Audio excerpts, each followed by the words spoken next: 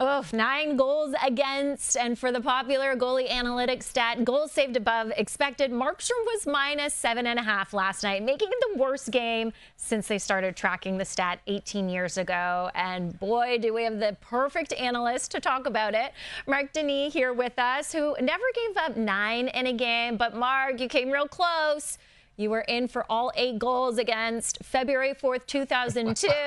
Yeah, Bruins 8, Blue Jackets nothing. The final score. I hate to be showing this to you, but it's important that the viewers know that you truly are an expert. So how mad do you think Markstrom is with Sheldon Keefe? Yes, after being left in net for all 9 goals last night.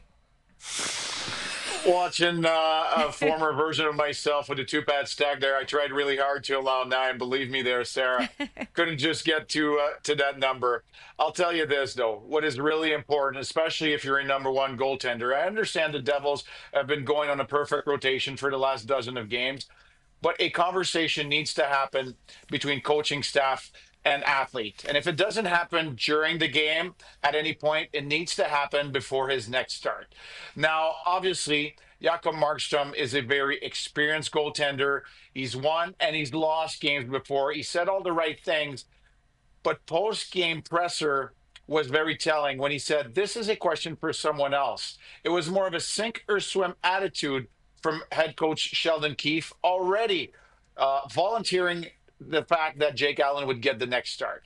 For Jakob Markstrom, it doesn't matter who's getting the next start. What really matters is that there is no doubt left and no anger directed at anybody else once it's all said and done and they have a conversation. Sheldon Keefe must tell him why he wanted to keep him in there and maybe battle through it. And now Markstrom needs to focus on his own work with his goalie coach to make sure there is somewhat of a bounce back performance.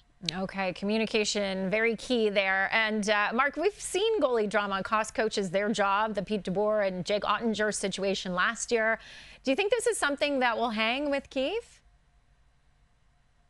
That is very important. We'll keep a close eye on the downfall of all of this. Not only the goaltender's response, but the team response as well. All the veteran players, they were back at home before the Pittsburgh game tomorrow and practicing. And all the veteran players said the right things. We must defend better. This is an organization that's built its franchise on playing great defense and winning championships, and we need to get back to that. It's not only on Sheldon Keefe. We all know what happened with Pete DeBoer in Dallas, mishandling Jake Ottinger and the goaltending situation.